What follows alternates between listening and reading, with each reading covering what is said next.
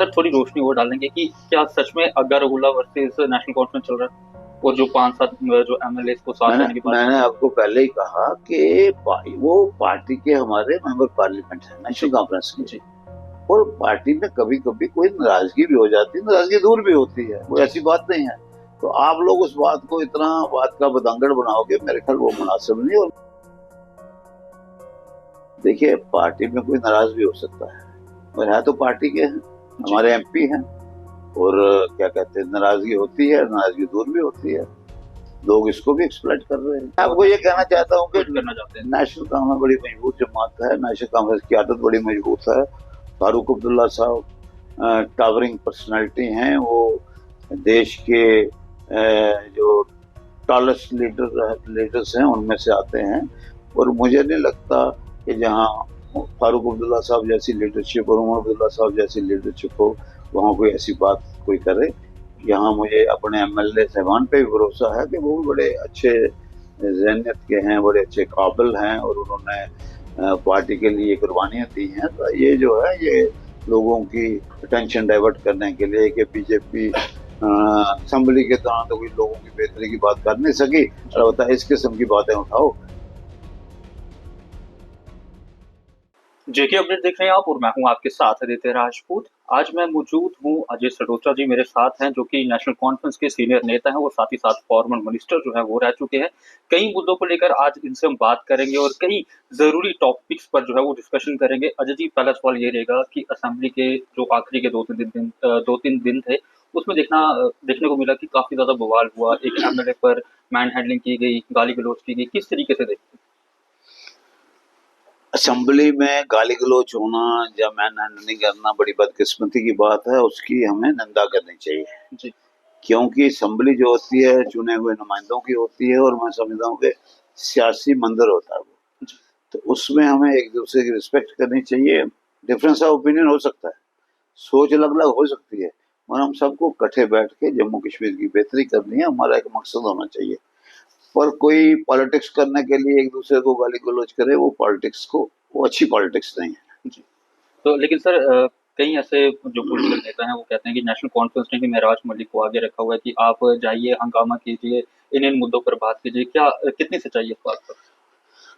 मुझे ये सुन के बड़ी हंसी आती है, और एक मजाक लगता है कि जिस पार्टी के पास अपने 50 से ऊपर मेंबर हो, जी वो एक आदमी को क्यों छोड़ेगा। जी और आप तो 28-29 हैं, एक आदमी को अगर वो कोई गलत बात करता है और उसमें बात कर सकते हैं, बजाय इसके हंगामा करने के, लड़ने झगड़ने के। तो मैं समझता हूँ ये एक लोगों को गुमराह करने की बात है, क्योंकि खुद लोगों के मुश्किलात, जन लोगों के मसले, महंगाई की बात, बेरोजगारी की बात, कहीं जो आपका जल शक्ति के स्कैंडल की बात, इस जी किस्म की बातें हैं, वो हल करने की बात नहीं कर सके, बल्कि सिर्फ इसी से उन्होंने अपना टाइम गुजारा। क्या हाउस सिर्फ एक वो मलिक और वर्सेस बीजेपी के लिए बना है? जी हाउस बना है कि हम हाउस में जाएं, लोगों की मुश्किलात उठाएं। जी तो वो उन्होंने उठाई नहीं, क्योंकि उनको पता है कि अगर जब भी हम मुश्किलात उठाते हैं, पिछले 10 साल का लोग हिसाब मांगते हैं। बिल्कुल सही बात कही आपने, लेकिन लोगों का साफ तौर पर ये कहना है कि जिन मुद्दों पर बातचीत होनी चाहिए थी उन मुद्दों पर बातचीत नहीं हुई, वही तो सिर्फ मैं कह रहा हूँ, वॉकआउट और साथ ही साथ वही मैन हैंडलिंग। वही मैं कह रहा जी हूँ कि अगर आपने असेंबली में आए हैं, असेंबली की रिस्पेक्ट करो, लोगों के मैंडेट का रिस्पेक्ट करो, और लोगों के मुश्किलात उठाओ। अब एक आदमी के पीछे घुमा के तो आप कहते हो कि हमने ये सियासत कर ली, ये कोई सियासत नहीं है। अजय जी, एक मुद्दा और चल रहा है जो कि नेशनल कॉन्फ्रेंस वर्सेस एमपी जो अग्गारहुल्ला हैं उनके बीच चल रहा है कि वो कहीं ना कहीं पार्टी से नाराज हैं। देखिए, पार्टी में कोई नाराज भी हो सकता है, और है तो पार्टी के हैं, जी हमारे एमपी हैं। और क्या कहते हैं, नाराजगी होती है, नाराजगी दूर भी होती है। लोग इसको भी एक्सप्लॉइट कर रहे हैं। लेकिन सुनने तो में आ रहा है कि 5 से 7 एमएलए जो है उनके साथ जो है शाना बिशाना चल मैं रहा है और आपको ये नेशनल कहना कॉन्फ्रेंस चाहता हूँ कि क्विट करना चाहते हैं। नेशनल कांग्रेस बड़ी मजबूत जमात है, नेशनल कांग्रेस की आदत बड़ी मजबूत है। फारूक अब्दुल्ला साहब टावरिंग पर्सनालिटी हैं। वो देश के जो टॉलेस्ट लीडर्स हैं उनमें से आते हैं। और मुझे नहीं लगता कि जहाँ फारूक अब्दुल्ला साहब जैसी लीडरशिप और उमर अब्दुल्ला साहब जैसी लीडरशिप हो, वहाँ कोई ऐसी बात कोई करे। यहाँ मुझे अपने एमएलए साहबान पे भी भरोसा है कि वो भी बड़े अच्छे जहनीत के हैं, बड़े अच्छे काबिल हैं, और उन्होंने पार्टी के लिए कुर्बानियां दी हैं, तो ये जो है ये लोगों की अटेंशन डाइवर्ट करने के लिए कि बीजेपी असेंबली के दौरान तो कोई लोगों की बेहतरी की बात कर नहीं सकी, अलबत्ता इस किस्म की बातें उठाओ कि जिससे ये सर थोड़ी रोशनी वो डालेंगे कि क्या सच में अग्गारहुल्ला वर्सेस नेशनल कॉन्फ्रेंस चल रहा है, और जो 5-7 जो एमएलए को साथ मैंने लेने की बात मैंने आपको पहले ही कहा कि वो पार्टी के हमारे मेंबर पार्लियामेंट है नेशनल कॉन्फ्रेंस के, जी और पार्टी में कभी कभी कोई नाराजगी भी हो जाती है, नाराजगी दूर भी होती है, वो ऐसी बात नहीं है। तो आप लोग उस बात को इतना बात का बतंगड़ बनाओगे, मेरे ख्याल वो मुनासिब नहीं। और मैं ये बात कहना चाहता हूँ कि उमर अब्दुल्ला साहब पूरे 5 साल सरकार करेंगे। स्टेटहुड पर नेशनल कॉन्फ्रेंस का क्या स्टैंड है? स्टैंड है, क्लियर स्टैंड है। आपने देखा कि पहली कैबिनेट मीटिंग में उमर अब्दुल्ला साहब ने स्टेटहुड का रेजोल्यूशन जब पास किया तो वो खुद जनाबे प्रधानमंत्री साहब के जाके सौंपा कि साहब हमें स्टेटहुड दीजिए। और प्राइम मिनिस्टर साहब का और होम मिनिस्टर साहब का भी ये बयान आता है अप्रोप्रिएट टाइम। हमें समझ नहीं आती कि अप्रोप्रिएट टाइम जो है उसकी तर्जमा क्या है उसका, यानी कि हिंदी में कब होता है अप्रोप्रिएट टाइम। लोग भी परेशान है कि अप्रोप्रिएट टाइम हमें बता दो अप्रोप्रिएट टाइम क्या होता है। ये लोगों के साथ साथ और जज्बात की बात है। लोगों से बीजेपी ने खिलवाड़ किया। इतनी बड़ी महाराजा साहब की रियासत थी, उसके 2 टोटे कर दिए, उसका स्टैंडर्ड डाउन कर दिया, तो लोग उसमें परेशान हैं। आज बीजेपी के 29 मेंबर आए, जम्मू के लोगों ने दी। अगर जम्मू के लोगों के साथ थोड़ी सी हमदर्दी है, अगर बीजेपी या उसके मेंबर असेंबली जो हैं वो चाहते हैं कि इन लोगों का थोड़ा सा हम बोझ उतारें, जो उन्होंने हमें वोट दिया, मैंडेट दिया, उसका थोड़ा, हम तो जम्मू के लोग, डोगरे लोग बड़े सीधे होते हैं, हम 1 मिनट में एहसान समझते हैं। अगर मुझे लोगों ने वोट दिया, अगर मैं एमएलए बना, तो मैं अपने ऊपर एहसान समझता था कि लोगों ने मुझे एहसान किया।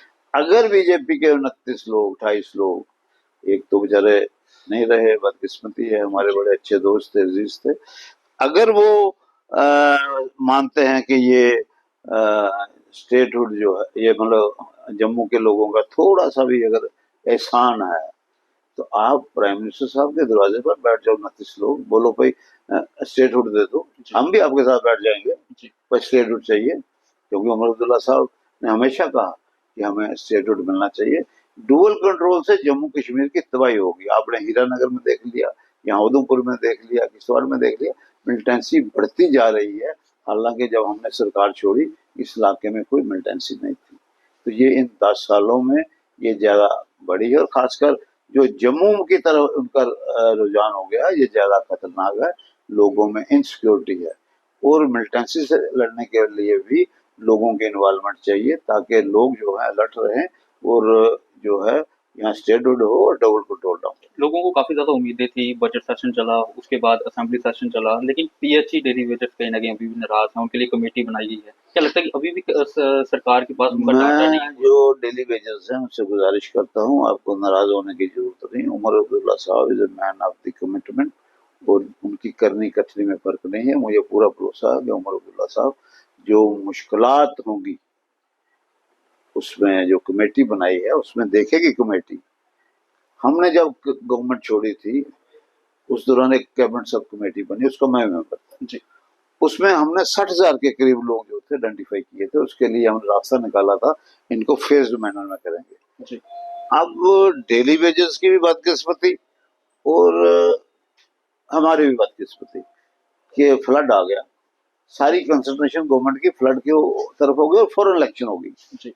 इसलिए मैं आपसे गुजारिश करता हूँ कि मेहरबानी करके ये जो डेली वेजेस हैं, आपके माध्यम से, कि भाई आपने उमर अब्दुल्ला साहब पर भरोसा करना चाहिए। उमर अब्दुल्ला साहब ने जो कहा है उसका कोई हल निकालेंगे। और जो कमेटी बनी है, हाई पावर्ड कमेटी है, चीफ सेक्रेटरी हेड कर रहे हैं, उसमें लॉ सेक्रेटरी होंगे, जिसमें पीएचई सेक्रेटरी होंगे, बाकी लोग वो इसका वो देखेंगे भाई क्या हो सकता है, इसमें क्या बेहतरी हो सकती है, कैसे बेहतरी हो सकती है, और क्या रास्ता निकल सकता है। सर जो वादे किए थे नेशनल कॉन्फ्रेंस में, कब तक पूरे हो जाएंगे? 5 साल तक। 5 साल। हाँ, हमने 5 साल का वायदा किया ना, ये थोड़ा किया था बैठते ही 2 महीने में महिलाएं काफी ज्यादा खुश है नेशनल कॉन्फ्रेंस से, महिलाएं काफी ज्यादा खुश है नेशनल कॉन्फ्रेंस से, सारे खुश हैं नेशनल कॉन्फ्रेंस करके।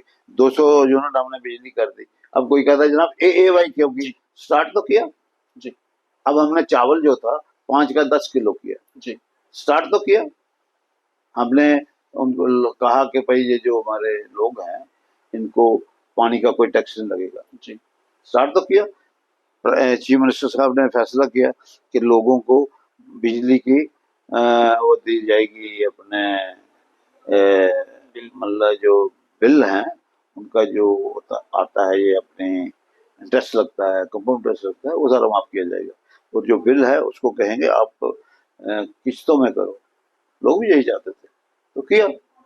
अब आप कहोगे भाई जो आपने 5 साल के वायदे किए वो सारे पूरे करो एक ही दिन में, वो नहीं हो सकेंगे। ये हथेली पे तलियां सरियां तो जमेगी नहीं जी। यहाँ तो फिर आस्ते आस्ते होगा ना। 10 साल में बीजेपी ने क्या किया, अगली दफा आओगे आप मुझे मिलने, आप बीजेपी को ये पूछ के आना कभी अगर मुलाकात होगी, फिर 10 साल में जो आपने किया हमको वो भी बता दो। जब इलेक्शन हुई, अभी असेंबली की इलेक्शन हुई 24 में, मैंने भी इलेक्शन लड़ा जी। मजा आता था कि वो कहते हमने 10 साल में इतनी नौकरियां दी, इतनी महंगाई दूर की, इतनी किसानों की आमदनी दूर की, इतना हमने पानी लोगों को दिया, बिजली दी, बिजली माफ किए, मीटर किए, ये किया। उन्होंने कुछ नहीं कहा। लेकिन कमल का फोन उन्होंने कहा कि देश खतरे में है, हिंदू खतरे में है जी। ना हिंदू खतरे में है ना देश खतरे में है, खतरे में उनकी कुर्सी थी। मैं जम्मू के लोगों को प्रार्थना करता हूँ कि मेहरबानी करके अपना जो कल है उसको रोशन करने के लिए बीजेपी की इन बातों में मत आए। हमारा देश मजबूत है, इसमें योगदान दें कि देश मजबूत हो। बीजेपी को वोट दे के देश मजबूत नहीं हो रहा है, देश कमजोर हो रहा है। इस करके हमारा मजहब जो है, हमारा मजहब बहुत मजबूत है, धर्म मजबूत है। हमारा धर्म किसी वजह से कमजोर नहीं हो सकता। हमारा जो देश है ये एक सेकुलर देश है, जहाँ हिंदू मुस्लिम सिख ईसाई सबको इकट्ठे होकर आगे बढ़ना है। सबको हर मजहब को अपने अपने तरीके से इबादत करनी, पूजा करनी, कोई रुकावट नहीं है। तो फिर आप ये कहते हैं कभी हिंदू खतरे में है, कभी मुस्लिम खतरे में है, कभी देश खतरे में है। बाकी तो कुछ बताओ ना कि लोगों को हमने इतनी नौकरी दे दी, 15 लाख का वायदा था हर घर में पहुंचा दिया, 2 करोड़ नौकरी थी हर साल हम देते रहे। हम कहते यार ठीक है, हम कहते हैं अपनी पार्टी वालों को कहते जनाब उन्होंने सब कुछ किया, हम कुछ नहीं कर सकते। उन्होंने कुछ नहीं किया, उन्होंने सिर्फ लोगों को गुमराह किया। सर आखिरी सवाल रहेगा, वक्फ अमेंडमेंट बिल के ऊपर क्या कहना है? बदकिस्मती है कि बीजेपी अपने वोटों की खातिर, सियासत गर्म करने की खातिर वो हर मजहब में दखल देने की कोशिश कर रही है जी। और ये अच्छा नहीं है। ये सेकुलर कंट्री है जहाँ हर मजहब को अपने ढंग से काम करने की इजाजत होनी चाहिए। हाँ, अगर कहीं गलत होता है उसको चेक करना चाहिए। अब कौन सी बात आ गई कि वक्फ बोर्ड के उसमें हिंदू मेंबर भी रखते हैं जी। कल यहाँ श्राइन बोर्ड है हमारा, वैष्णो देवी श्राइन बोर्ड जी जी। इसका मतलब कल यहाँ चेयरमैन जो है वो कोई मुस्लिम कम्युनिटी से होगा, जहाँ की ये चाल है कि इस किस्म के जो है हमारे हिंदू श्राइन्स भी है उसमें कोई मुस्लिम को रखे। तो मेरी उनसे गुजारिश है, बीजेपी से गुजारिश है कि मेहरबानी करके सेकुलर कंट्री है, लोगों में नफरत मत बनाइए, इससे नफरत पैदा हो रही है। अगर आप लोगों को खुला छोड़ दें तो आप जाओ अपने ढंग से तरक्की की बात करो, तरक्की की बात करो, धर्म की राजनीति नहीं करो। देश की मजबूत करना सिर्फ बीजेपी का ठेका नहीं है, हमारा भी उतना ही ठेका है जितना उनका है। हम भी बराबर के देशभक्त है। कोई मेरा मुस्लिम भाई है उसका भी उतना ही फर्ज है, सिख है उसका भी उतना ही फर्ज है। और ये कहते हैं सिर्फ बीजेपी का फर्ज है। देश को ऐसे मत करो, देश को खुला देश है हमारा। जब आप बाहर जाते हो, माननीय प्रधानमंत्री जी वो इतनी खोल के कहते हैं मैं 150 करोड़ का प्रधानमंत्री, तो 150 करोड़ में हिंदू भी है, सिख भी है, ईसाई भी है, पारसी भी है, सब लोग हैं, शेड्यूल कास्ट भी है, ओबीसी भी है। तो जब वहां जाके आप इतना कहते हो तो यहाँ आके कंपार्टमेंटल अप्रोच क्यों हो जाती है? यहाँ आके आपने अपनी पार्टी को स्पेसिफिक डायरेक्शन होनी चाहिए कि हमने कोई मजहब पे इलेक्शन नहीं लड़नी, कोई देश की उस इलेक्शन नहीं लड़नी, हमने तरक्की की इलेक्शन लड़नी है, हम आगे ले जाने की इलेक्शन लड़नी है, हमने समाज को पीछे नहीं ले जाना। नफरत नहीं होनी चाहिए, नफरत की तरफ सोचना चाहिए। चलिए सर, बहुत शुक्रिया बात करने के लिए। तो ये थे हमारे साथ नेशनल कॉन्फ्रेंस के सीनियर लीडर अजय सरोत्रा जी, इनके साथ आज हमने कई मुद्दों पर जो है वो डिस्कशन की और क्या कहना है इनका हर एक सवाल पर वो आपने सुन ही लिया। आप लोग इस वीडियो के नीचे अपनी राय जरूर रखिएगा। तब तक बने रहिए के अपडेट के साथ।